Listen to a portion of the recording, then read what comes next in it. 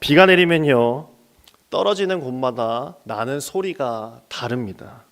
양철 지붕에 떨어졌을 때와 이 운동장 흙바닥에 떨어졌을 때 소리가 다르듯이 사람도 사람에 따라서 하나님의 말씀을 받아들이는 모양과 소리가 다를 것입니다.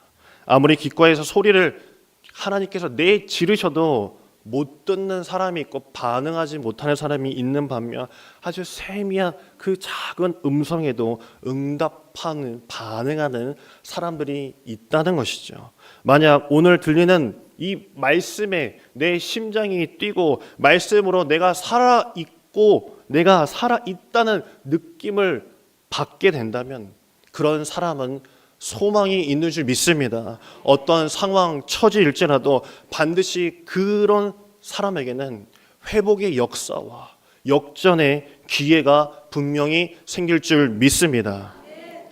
집에 아이들이 여럿 있으니 치과에 갈 수밖에 없습니다. 아무리 치실을 하고 하더라도 꼭 치료할 것이 생깁니다.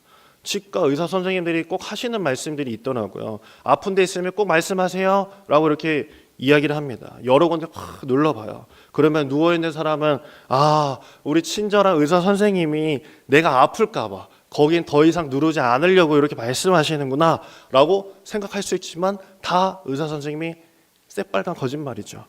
아프다고 하면 의사 선생님은 그곳을 더 눌러보죠. 아프다고 하면 거기를 더 세게 몇 번이고 눌러보서 아프세요? 아프세요? 아프세요? 이렇게 말합니다. 의사 선생님들이 말하길 신경의 위치를 확인하는 거죠. 선생님은 우리의 통증에는 관심이 없습니다. 의사 선생님은 치료의 목적이 있는 거지 아파서 내가 더 건들면 안 들겠다라는 생각은 일체하지 않으십니다. 만약 그 과정이 없으면요, 이 치아가 괴사 가능성도 있고 치료의 시기를 놓치게 되는 것입니다. 중요한 건 치료가 먼저인 것입니다. 썩은 것은 도려내기도 하고 뽑을 줄도 알고 치료해야 하는 것이죠. 우리에게도 아픈 부분들, 연약한 부분들이 있습니다. 육신일 수도 있고 물질일 수도 있고 사람과의 관계일 수도 있고 어쩌면은 자녀일 수도 있습니다. 하나님께서는 우리들의 아픈 부분을요, 영적으로 연약한 부분을 쿡쿡 찔러 보십니다. 아프니? 여기가 아파. 그럼 꼭 한 번 더 눌러 보십니다. 너는 여기가 약하구나 라고 눌러 보세요.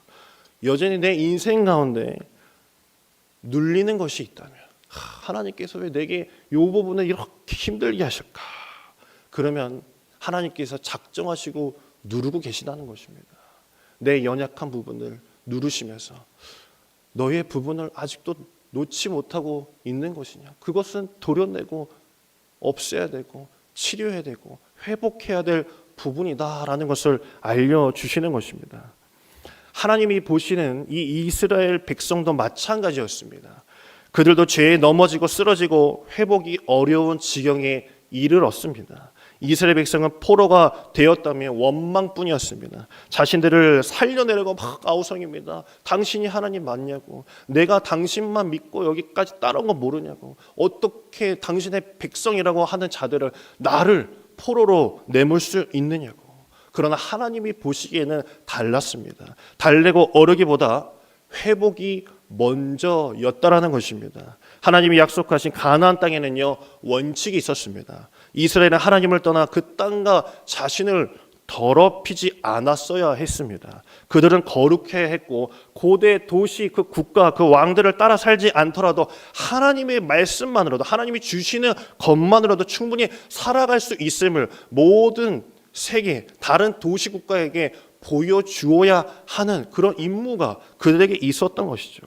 그러나 정작 이스라엘 백성들은 가나안 땅에 들어가면서부터 하나님의 말씀과 점차 멀어질 수밖에 없었습니다. 그렇게 살아가지 못했습니다. 결국 이스라엘은 하나님의 언약의 말씀대로 그 땅에서 토함을 당하게 된 것입니다. 제일 무서운 것이요, 집에서 쫓겨나는 것입니다. 그래서 지금도 이스라엘 백성들, 지금 현 이스라엘 나라도 그 땅이 그렇게 집착을 하고 있는 것이에요. 가나안 땅을 주겠다는 것도 하나님의 언약이었지만 그 땅에서 토해낼 것이라고 말씀하신 것도 하나님의 언약입니다. 제가 그냥 하는 게 아니에요. 레위기 18장 한번 찾아볼까요? 174페이지입니다. 구약성경 174페이지. 오늘은 찾을 곳이 많아요. 그냥 찾으시는 게 좋을 것 같아요. 레위기 18장 27절하고 28절 말씀입니다. 174페이지. 네, 찾으셨죠? 너희가 시작. 너희가 전에 있던 그 땅 주민이 이 모든 가증한 일을 행하였고 그 땅도 더러워졌느니라. 너희도 더럽히면 그 땅이 너희가 있기 전 주민을 토함같이 너희를 토할까 하노라 라고 말씀에 나와 있어요. 하나님은 잊고 살던 그들에게서 땅을 빼앗고 포로로 보내신 것입니다. 원래 가나안 원주민들을 토해낸 것처럼 너희도 그렇게 될 수 있으니 조심해라 라고 하나님께서 말씀해 주신 거죠. 땅을 빼앗으신 이유가 있는 것이죠. 하나님의 사람으로 살지 못했습니다. 막연히 하나님의 사람으로 살지 못했다라는 말이 아니에요. 레위기 25장을 보게 되면 희년에 대해서 이야기하는 부분이 있습니다. 희년이 되면 모든 것은요 제자리로 돌아가야 합니다. 정확하게 하나님께서 말씀하셨어요. 유대인들에게는요 7일마다 오는 안식일이 있죠. 그리고 6년 동안 밭에 곡식을 파종하여 수확하지만 제7년에는 안식년을 가집니다. 파종하지 않고 그 땅을 쉬게 만들어요. 그리고 안식년을 7번 지난 그 다음에는 마지막 50년째 해는 그 해를 신년이라고 하는 거예요. 77에 49. 그 다음 해 50년째 되는 해를 신년이라고 하는 거예요. 지금 잘 따라오시고 계신 거죠? 예? 지금 정신이 나가시면 안 돼요. 잘 따라오셔야 돼요. 레위기 25장 우리 10절 한번 보겠습니다. 레위기 25장 10절입니다. 그 뒤에 25장 10절이에요. 10절. 너희는 읽겠습니다. 시작. 너희는 50년째 해를 거룩하게 하여 그 땅에 있는 모든 주민을 위하여 자유를 공포하라. 이 해는 너에게 희년이니 너희는 각각 자기의 소유지로 돌아가며 각각 자기의 가족에게로 돌아갈지며. 아멘. 그 희년에는요 모든 것이 원점으로 돌아간다라고 말씀하셨습니다. 그동안 일궈온 땅, 걷어들였던 그 노예들, 모든 자산들을 다시 원래 주인, 내 친척들, 그 같은 지파의 사람들에게 다시 다 돌려줘야만 했던 것이에요. 하나님께서는 모두가 더불어 함께 살기를 원하셨지 부의 쏠림과 상대적인 그 박탈감 속에서 너희들이 헐뜯고 너희들끼리 서로 싸워서 쟁취하고 밟고 올라가는 것을 원치 않으셨다는 것이에요. 하나님의 백성들이 하나님의 나라와 같이 살기를 원하신 것이죠. 즉 희년은 백성들에게 은혜의 해였습니다. 부자들에게는 아쉬움이 있겠지만 자신들이 어떻게 살다 보니 다 빼앗길 때도 있고 가난해질 때도 있고 자기가 종으로 들어갈 때도 있지만 하나님께서 말씀하신 50년이 되면 모든 것이 원점으로 돌아가서 그래 내가 은혜의 해를 입었으니 내가 다시 한번 하나님 말씀대로 잘 살아봐야지 하는 것이 하나님의 말씀하신 희년이라는 것이죠. 질문 하나 해보겠습니다. 이스라엘 백성은 희년을 지켰을까요? 안 지켰을까요? 지켰다. 그러나 성경에는 희년을 지켰다는 이야기가 나오지 않습니다. 지키지 않았습니다. 아이러니하게도 희년이 그들에게는 없었습니다. 만약 희년을 지키면 어떻게 될까요? 다윗이나 솔로몬 그리고 그 후에 이 왕들 그리고 귀족들은요 그 땅들 자신의 땅들 피 같은 땅들을 노예들을 다시 다 돌려보내야 합니다. 이스라엘은 그동안 안식년과 희년을 지키지 않았어요. 왜일까요? 하나님보다도 세상 것에 마음을 두고 있었기 때문입니다. 처음에는 가나안 땅만 들어가도 만나와 메추라기 하나님께서 물을 내시는데 우리가 거기 들어가서 못 살겠니? 라고 했지만은 이거 없으면 나 못 살겠다. 나 이거 없으면 못 살겠어. 라고 한 거예요. 내 피 같은 재산이 사라질 판에 내 종들이 다 사라질 판에 하나님 말씀 싫다는 겁니다. 그들에게는 하나님의 언약이 중요하지 않았습니다. 하나님의 말씀이 나를 힘들고 괴롭게 하는 것뿐이었습니다. 즉 나의 것을 내려놓지 못하고 더욱더 물질을 향해 있어 사람을 향해 있어 그 유혹하고 있는 그런 것들을 향해서 내가 더욱더 가고 있었던 것입니다. 손에 쥐고 있는 것만으로 살아가려는 그 옹졸한 백성들에게 하나님은 강제로 쉬게 만드신 것이에요. 그 땅에서 레위기 18장 28절에서 읽었던 것처럼 그 땅에서 어떻게 한다고요? 토해냈다라고 하신 거예요. 그렇게 살 바에 그 가나안 땅이 너에게 무슨 의미가 있겠느냐. 하나님께서 꾸짖는 기간이었던 것이죠. 하나님께서는 포로로 끌려간 그들에게요 이런 말씀을 남기셨습니다. 예레미야 29장 1096페이지예요. 자, 잘 들으세요. 1096페이지. 그것만 찾아가시면 얼추 갑니다. 1096페이지. 예레미야 29장 10절입니다. 예레미야 29장 10절. 예레미야에게 하나님께서 말씀하신 부분입니다. 예레미야 29장 10절 1096페이지 기다릴게요. 또 막상 찾으려고 그러면 잘 안 찾아져요. 그렇죠? 네. 여호와께서 읽겠습니다. 시작. 여호와께서 이와 같이 말씀하시느니라. 바벨론에서 70년이 차면 내가 너희를 돌보고 나의 선한 말을 너에게 성취하여 너희를 이곳으로 돌아오게 하리라. 1, 2년 안에 돌아가기를 바라고 있는 그들에게요. 바벨론에서 70년이 어떻게 한다고요?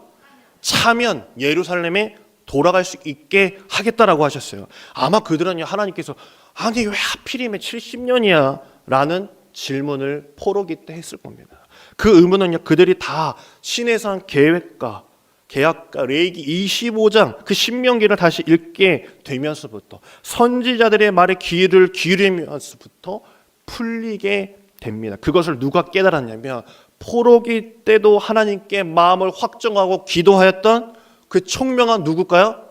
다니엘에게 이 말씀이 전해집니다. 다니엘서 9장 2절입니다. 1247페이지. 1247페이지. 다니엘서 9장 2절입니다.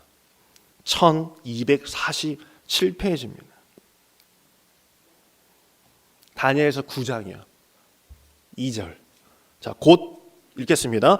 곧 그 통치 원년에 나 다니엘이 서책으로 말미암아 여호와의 말씀이 선지자 예레미야에게 임하여 고하신 그 연수를 깨달았나니 곧 예루살렘의 황무함이 70년 만에 그치리라 하신 것이니라 라고 합니다. 그 연수를 깨달았대요. 누구에게 얘기한 거예요? 예레미야에게 이야기한 그 연수를 깨달았나니 곧 예루살렘의 황무함 70년 만에 그쳤다. 70년 만에 끝난다는 사실을 모르는 사람은 없습니다. 다 돌아왔었으니까. 다니엘이 깨달았다는 것은 하나님께서 주신 그 포로기 70년에 대한 의미를 알았다는 거예요. 깨달았다는 것이에요. 역대기 기자는요, 그 70년이라는 시간은요, 이렇게 기록합니다. 역대하 36장 21절에 22절. 제가 읽을게요. 이에 토지가 황폐하여 땅이 안식년을 누린 같이 안식하여 70년을 지냈으니 여호와께서 예레미야 입으로 하신 그 말씀이 이루어졌더라. 바사의 고레스 왕 많이 들어보셨죠? 고레스 왕 원년이 여호와께서 예레미야 입으로 하신 말씀을 이루시려고 여호와께서 바사의 고레스 왕의 마음을 감동시키며 그가 온 나라에 공포하고 조서도 내려 이르게 했다라고 말씀하십니다. 이해가 가십니까? 예레미야에게 하신 그 말씀의 그 70년을 다 채웠는데 안식년을 누린같이 70년을 다 보낸 너희들을 이제 꺼집어 내려고 내가 고레스 왕의 마음을 움직였다라고 말씀하시는 거예요. 포로로 끌려온 사람들은요 바벨론 그곳에서 하루도 쉬지 못하고 일하면서 하나님의 제정하신 안식년이 얼마나 귀한 것인지 알게 되었던 것이에요. 하나님의 뜻은 이스라엘 백성들이 빨리 재앙에서 벗어나는 것이 목적이 아니라 하나님은 그들의 영적인 실상을 너무나도 잘 아셨기 때문에 하나님은 그들 이렇게 해서라도 고치기 원하셨다라는 거예요. 왜 70년일까요? 아직도 지금 헷갈리시는 분이 계시죠? 이스라엘 백성들이 출애굽하고 가나안 땅에 들어간 그 시점부터 포로기에 끌려간 그 시점까지 490년이에요.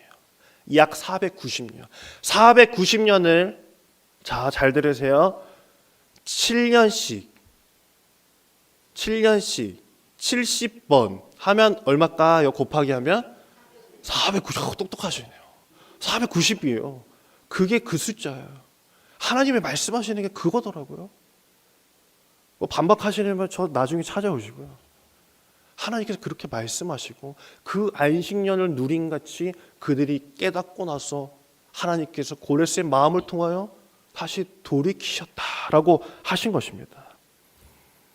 바벨론이라는 제국에 그들을 집어넣고 고통 중에 있게 하였지만 하나님이라고 슬프지 않고 고통스럽지 않았겠습니까? 그러나 다시 하나님 한 분만을 영적인 회복을 하도록 하나님께서는 그들을 그런 70년을 보내게 하신 것입니다. 하나님의 말씀하시는 그 회복은요, 땅의 회복뿐만 아니라 영적인 회복이었습니다. 그들이 하나님의 일하심을 알게 되고 나서야 이스라엘 백성들은 돌아올 수 있게 된 것이에요.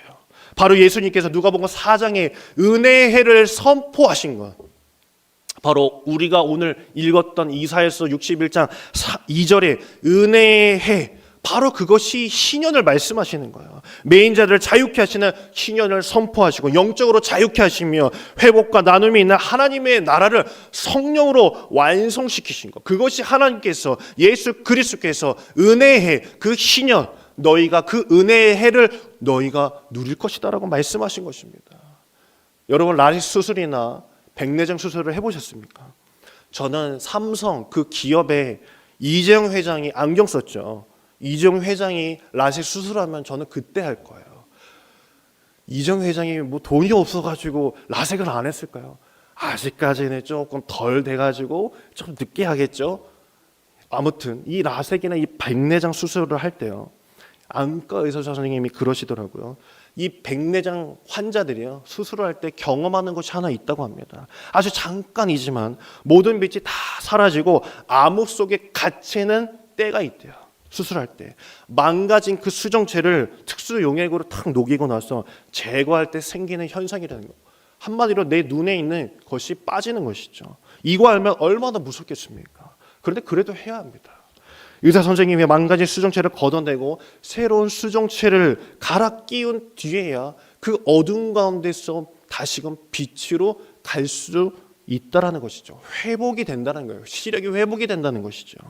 우리가 새로운 삶으로 성령의 사람으로 살아가려면 병든 수정체를 제거하고 새로운 수정체를 갈아 끼우는 것 같은 그런 과정을 반드시 겪게 되어 있습니다. 사도 바울은 인생의 전환점에서 이런 고백을 했어요. 갈라디아서 2장 20절을 보게 되면 내가 사는 것이 아니요 오직 내 안에 그리스도께서 사는 것이라 라고 말씀했습니다. 그에게 빛이 임할 때, 임하고 나서, 환한 빛이 임하고 나서 뭐가 찾아왔다 그러죠? 어둠이 찾아왔다 그래요. 어둠이. 그리고 나서 새로운 세상을 바라보게 된 것이에요. 새롭게 은혜를 더하시는 성령의 인도하심에 따라 회복되어 바뀌는 것입니다. 그래서 하나님께서 회복한 이들에게 말씀하시기를, 오늘 본문의 말씀 3절에 보게 되면 화관을 주어 그 죄를 대신하여 기쁨의 기름으로 그 슬픔을 대신하여 찬송의 옷으로 그 근심을 대신하셨다라고 말씀하십니다. 이게 진짜 때가 탄 그런 옷을 다시 새 옷을 입혀주신다는 의미가 아닐 겁니다. 한겨울에 목욕탕 가기 싫어도 막 목욕탕 가서 막 때를 밀고 목욕을 하고 나면 피부가 윤기가 나잖아요. 찬바람이 피부를 건강하게 만드는 겁니다. 얼굴을 막 닦고 피부 각질을 벗겨내면 피부가 없어져야 되는데 오히려 새로운 피부가 재생이 됩니다. 더 피부가 좋아져요. 반면에 피부를 보호하겠다고 피부의 그 각질을 계속 벗겨내지 않으면 오히려 피부가 노화되는 것입니다. 생명이 없는 물건은요, 깎아내게 되면 닳아 없어집니다. 없어져요. 생명이 있는 것은 깎으면 그곳에 새살이 돋아나게 되어 있습니다. 생명이 없는 자에게 고난은요, 불행의 원천이 될 수 있지만 생명이 있는 자들에게 그 고난은 새살을 돋아나게 하는 그 하나님의 섭리가 있는 것이에요. 이런 것 같고 무너진 것 같지만 하나님께서는 그것을 회복이라고 말씀하고 계시는 것입니다. 아무리 황폐화된 것 같은 나의 인생, 다시는 회복할 수 없는 것 같은 나의 삶도 결국 주께서 회복시키고 새롭게 해 주신다고 말씀해 주시는 것이 오늘 본문의 말씀인 것입니다. 우리는 내 눈으로는 고난이라는 단어를 읽고 내 눈으로는 고난이라는 단어를 읽지만 마음으로는 이 고난의 단어를 회복으로 읽어야 될 줄 믿습니다. 눈앞에 있는 고난은 나를 살리시기 위한 하나님의 마음이라는 것을 보시고 슬픔에 파묻혀 살지 마시고 주님이 입히시는 찬송의 옷으로 갈아 입으시길 간절히 소망합니다. 그 입술을 통해 탄식의 소리가 환희의 소리로 바뀌기를 주님의 이름으로 간절히 축원합니다. 우리 인생 가운데 어려움이 있고 눌림이 있으십니까? 하나님께서 계속 누르시고 압박하십니까? 그러나 하나님께서는 나를 회복시키시려는 하나님의 일하심이라는 것을 기억하시고 주여 오늘도 나를 누르시고 계십니까? 내가 아픕니다. 내가 이것을 내려놓겠습니다. 주여 나를 그 문제보다 더 그것을 채우시기보다도 주의 말씀으로 내가 먼저 채움받길 간절히 원합니다 라고 고백하시는 저와 여러분에게 간절히 소망합니다.